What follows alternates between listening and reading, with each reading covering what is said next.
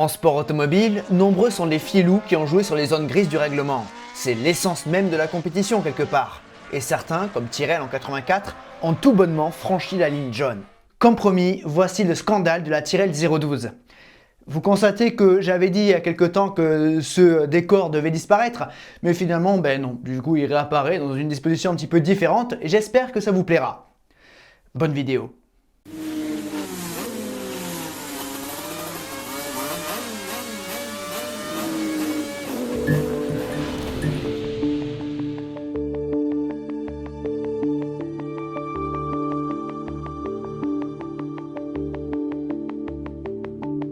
Tyrrell, c'est un constructeur de légende, plus de 430 grands prix, 23 victoires, 77 podiums, 2 titres de champion du monde pilote et 1 titre de champion du monde constructeur. Mais en 1984, Tyrrell est sur le déclin. Tyrrell a débuté en Formule 1 en 1968 avec Matra, une association fructueuse qui a permis à Stewart de décrocher le titre mondial en 69.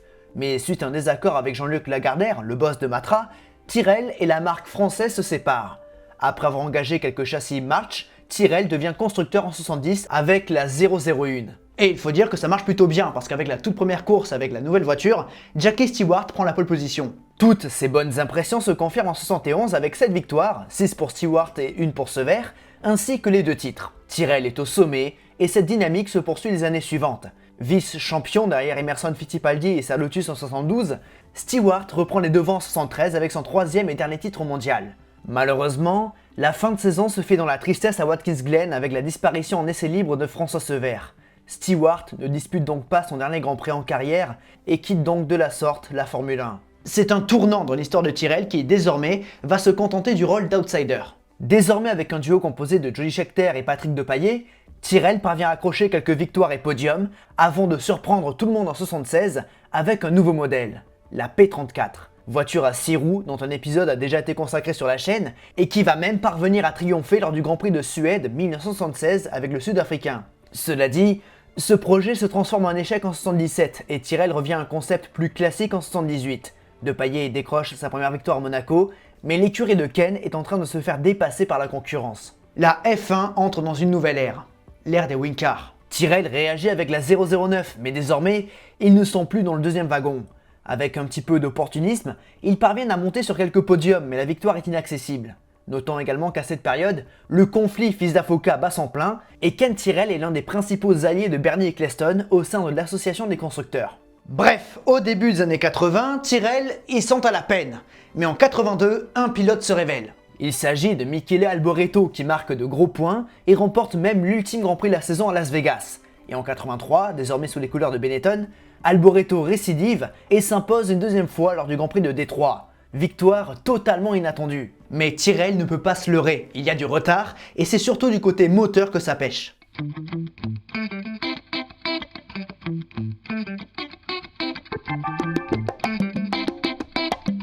Certes, la fin des années 70 marque l'avènement des wing cars, mais ce n'est pas le seul domaine où la F1 fait sa mutation. En effet, en 77, Renault a introduit le moteur turbo et après 2 années de galère où le losange est sévèrement moqué, les voitures jeunes se rapprochent des sommets et remportent même le Grand Prix de France en 79.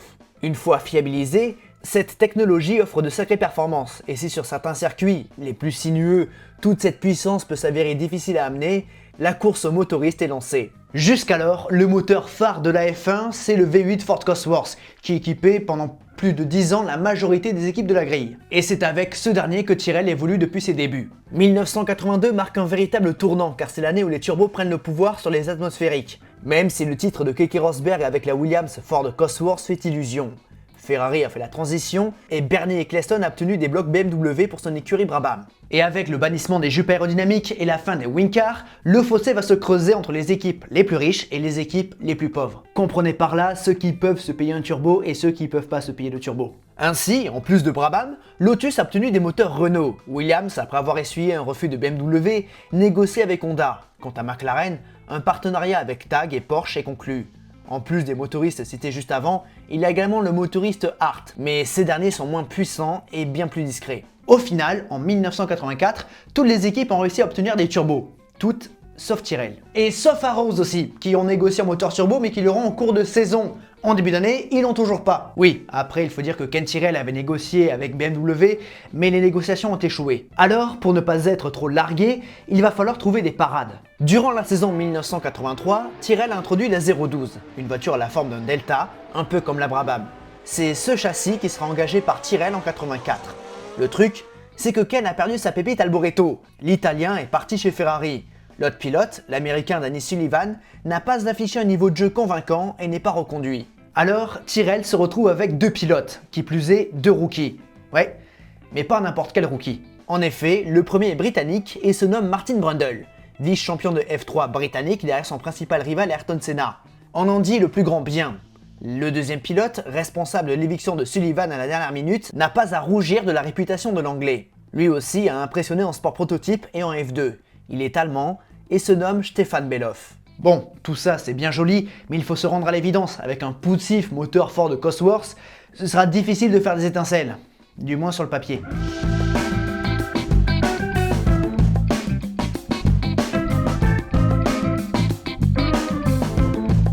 Comment réussir à combler le manque de puissance du moteur fort de Cosworth? C'est la question qui préoccupe Tyrrell depuis toute l'intersaison. On estime que ce moteur atmosphérique a un déficit de puissance de 100 chevaux par rapport aux turbos qui eux évoluent à 600 chevaux en configuration course, plus de 1000 en configuration qualif. Bref, pour pallier ce gros manque, il faut une voiture légère, la plus légère possible. Rappelle que le poids minimal est de 540 kg et la 012 va atteindre cette limite. Officiellement. Parce qu'officieusement ça va aller bien en dessous. Ken explique que son équipe a fait de gros progrès en changeant son dispositif d'injecteur d'eau, et ce serait la raison de son gain de poids. Mais certains soupçonnent déjà l'anglais d'user de méthodes peu conventionnelles. Comme un réservoir d'eau qu'il remplirait durant les passages au stand, comme ça après la course, pendant les vérifications, ils sont au poids. La vérité c'est qu'on n'en est pas loin. Je rappelle qu'en 84, les ravitaillements en essence sont interdits après avoir été introduits en 82. Les réservoirs d'eau, c'est une technique connue car 2 ans plus tôt, Brabham et Williams utilisaient cette technique. Cela a d'ailleurs permis à Piquet de s'imposer à Jacques Carapagua avant d'être disqualifié car pendant les vérifications, un réservoir d'eau de la Williams avait éclaté, mettant la puce à l'oreille au commissaire technique. Puis bon, si l'on regarde les nombreuses parades de Brabham, Williams et Lotus en début de saison 81, toutes plus ou moins à la limite du règlement, voire au-delà, n'est-ce pas Bernard, je te regarde très fort, on comprend très vite que ce genre de combis ne sont pas exceptionnels en F1. Puis si on remonte à 78, on trouve la F1 aspirateur avec la BT46B. Bref, pour le moment, il y a des soupçons, mais il faut dire que lors de la première course de la saison au Brésil, les Tyrrell 012 ne sont pas les principaux sujets de conversation. Et il faut dire que les 18e et 22e positions de Brundle et Bellof en qualif n'attirent pas plus l'attention que ça. Comme attendu, dans cette séance, ils sont loin. En course, Bellof abandonne rapidement sur souci d'accélérateur, mais Brundle remonte peu à peu.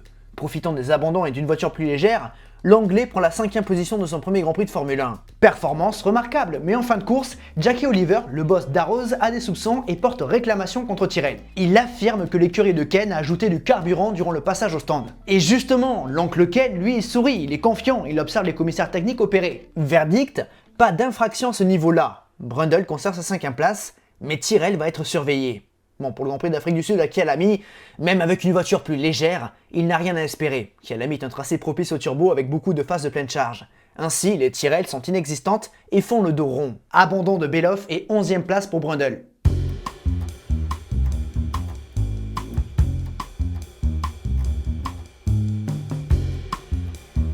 Tout va vite en F1 et tout se sait, le cas Tyrrell interpelle. Pour le moment, il y a pas mal de spéculations autour de la légalité de la Tyrrell 012, mais rien de prouvé. La rumeur la plus tenace veut que l'écurie anglaise ajoute des fluides durant l'épreuve pour alourdir la voiture et la faire passer au poids minimal. Ainsi, la FISA interdit l'ajout de fluides durant l'épreuve. La manche suivante est à Zolder et on note un changement de livret chez Bellof qui accueille l'arrivée d'un sponsor personnel, Maredo.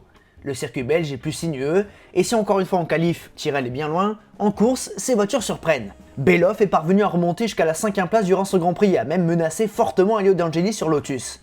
L'Allemand termine finalement 6e, s'arrêtant mystérieusement dans les derniers tours. Tout ça pour lester leur voiture. Évidemment, ça ne passe pas inaperçu, mais la concurrence n'arrive pas à prouver quoi que ce soit. À Imola, l'histoire se répète, les 2 Tyrrell partent en fond de grille, mais remontent en course. Dans ce Grand Prix de Saint-Marin, les 2 autos jouent les points et Bellof termine 5e.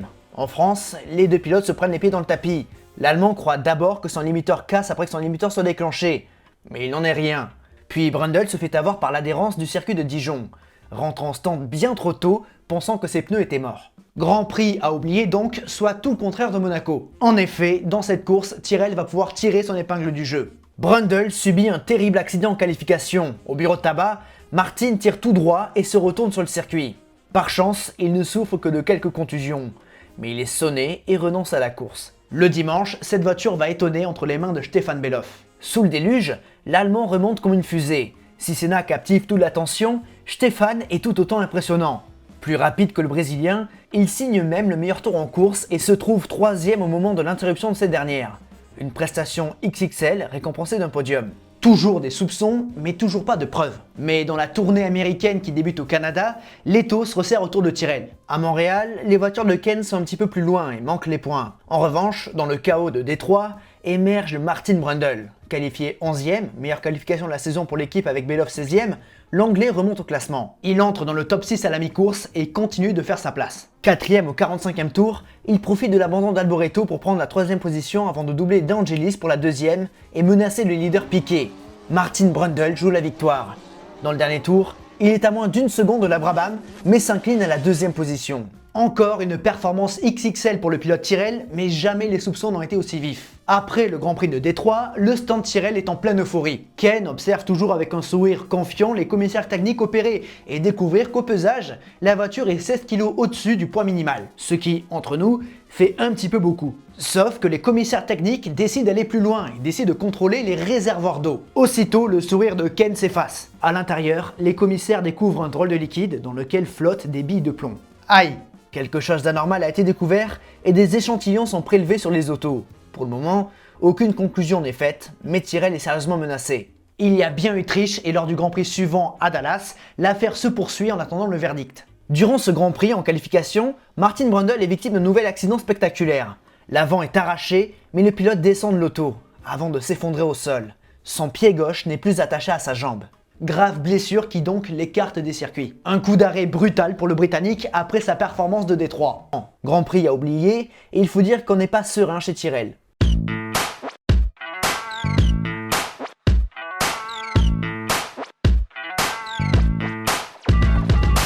Lors du retour en Europe, le verdict tombe. Les analyses démontrent que du carburant avait été ajouté dans les réservoirs d'eau avec en plus des billes de plomb. Bon, pour les billes de plomb, t'as pas besoin de faire une analyse. Hein. C'est une bille de plomb. Voilà. L'analyse est faite. D'ailleurs, concernant le carburant rajouté dans ces réservoirs, la FIA soupçonnait pendant un moment que ça puisse booster les performances du moteur, un petit peu comme Ferrari en 2019. Mais apparemment, il n'en serait rien. Bref, le poteau rose est découvert et la F1 explique vite les méthodes de Ken. Si les 0,12 passaient au stand de changer de pneus systématiquement dans les derniers tours, c'était pour ajouter du carburant et des billes à la voiture pour qu'elle atteigne le poids minimal. Ainsi, les Tyrrell disputaient la majorité des grands prix sous le poids. Des ravitaillements illégaux, ça fait scandale. Une sanction est donc prononcée dans les bureaux de la FIA à Paris et le 18 juillet, à 16 voix contre 4 nuls, Tyrrell est exclu du championnat. L'écurie et ses pilotes perdent donc le bénéfice de ces 2 podiums acquis ainsi que des 13 points inscrits. Une sanction très lourde où Ken s'est retrouvé esselé. Personne ne soutient l'anglais, il faut dire qu'il est quelque peu désavoué au sein de la FOCA. Tyrrell tombe donc pour ravitaillements illégaux, carburant non conforme, ainsi que quelques autres chefs d'accusation plus mineurs. Puis l'écurie anglaise se fait pourrir par ses homologues et par les instances. Tout le paddock se doutait bien qu'une esbrouffe expliquait les performances des Tyrrell, mais il manquait la preuve. Et Ken, au pied du mur, le reconnaît. La FIA estime que les 0,12 évoluent avec 60 kg de moins durant la course. Précision importante, il n'est pas interdit d'ajouter du ballast à sa voiture. Le truc, c'est qu'il doit être réglementaire. On entend par là une pièce d'un seul tenant attachée au châssis, et pas des billes de plomb se baladant dans le réservoir. Bref, une telle sanction est inédite en Formule 1. Plus tard, en 97, Michael Schumacher sera exclu du championnat pilote, mais comment ne pas évoquer le Spygate de 2007, où McLaren connaîtra la même sanction que Tyrrell en 84. Mais vous savez ce qui est le mieux dans tout ça? C'est que Tyrrell est présent pour le Grand Prix de Grande-Bretagne. Après avoir clamé son innocence, Ken s'est rendu à l'évidence, pointant tout de même que les résultats d'analyse n'ont pas été rendus publics par la FIA et c'est donc un vice de procédure. Mais il n'a pas été entendu pour ça. Non, Ken a saisi la Haute Cour de justice de Londres pour participer au Grand Prix et après moult délibérations, celle-ci rend son verdict. Empêcher Tyrrell d'être présent pour le Grand Prix de Grande-Bretagne, ce serait une entrave au droit du travail, mettant donc par défaut, au chômage, 50 employés. C'est pourquoi Tyrrell est présent, mais il faut dire qu'il y a quelques conflits d'intérêts. La Haute Cour de Londres et la FIA ont leur propre juridiction, et les limites sont parfois floues. Balestre est contraint d'accepter les Tyrrell pour le Grand Prix de Grande-Bretagne. Par contre, pour les suivants, ils cherchent à vraiment les exclure. Alors évidemment, ils ne peuvent pas inscrire des points au championnat. De plus, la Haute Cour de Londres se porte garant de l'assurance des Tyrrell. Je trouve ça marrant comme anecdote. Bref, Ken Tyrrell gagne du temps et doit maintenant négocier sa participation aux prochaines courses. Il saisit donc le tribunal d'appel de la FIA.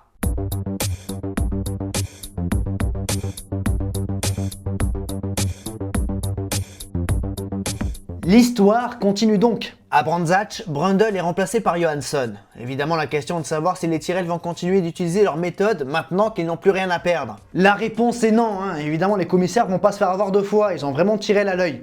D'ailleurs, ils découvrent que le fond plat n'est pas totalement réglementaire avant la course et du coup ils demandent des modifications, mais bon, ça fait pas un scandale, c'est une affaire mineure. Mais elle est là. La bonne nouvelle, c'est qu'en attendant le verdict de la FIA, Tyrrell peut participer au prochain Grand Prix. Direction donc Hockenheim où encore moins d'esports sont permis au vu du tracé allemand. Stéphane Bellof est même absent car il est engagé avec Porsche pour les 1000 km de Mosport. Mike Thackwell le remplace, mais le néo-zélandais ne se qualifie pas. Johansson, lui, est dernier. Ken Tyrrell demande une dérogation pour que son pilote néo-zélandais puisse prendre le départ, et si la majorité des boss d'équipe sont d'accord, Marco Piccinini, le directeur de Ferrari, lui, il n'est pas d'accord. En fait, il veut faire payer à Ken Tyrrell les quelques désaccords qu'ils ont dans cette période tendue politiquement. En Autriche, circuit de moteur une nouvelle fois, aucune Tyrrell ne se qualifie, et pour la première fois depuis 67, il n'y a pas de moteur V8 Ford Cosworth sur la grille de départ. Enfin, aux Pays-Bas, les Tyrrell retrouvent la qualification. Johansson et Bellof font une course anonyme, mais au jeu des abandons, ils terminent à d'honorables 8e et 9e positions. Ils sont disqualifiés, bien évidemment. Ça compte pour du beurre. Et après ce Grand Prix, le verdict tombe et Tyrrell est définitivement exclu. Terrible désillusion pour cette équipe qui a donc trop joué avec le feu. La fin de saison 84 se fera sans les Tyrrell 012.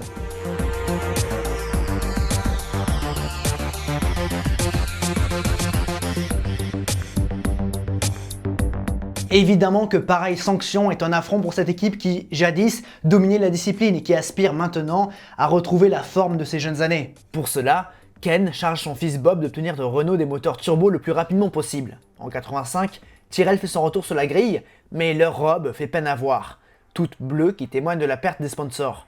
Cependant, durant la saison, des moteurs Renault se greffent aux anglaises, mais ça n'aidera pas plus que ça Tyrrell. Ça permet juste à l'équipe de marquer quelques points par-ci par-là, mais cette collaboration s'arrête très vite à la fin de saison 86 quand Renault se retire. Tyrrell ne retrouvera les podiums qu'à quelques reprises. En 89 avec Alboreto au Mexique et connaîtra un regain d'intérêt avec Jean Alesi à partir de cette année. L'Avignonnais offre 2 top 3 à Ken avant de partir pour Ferrari. Jamais cette écurie champion du monde dans les années 70 ne se redressera.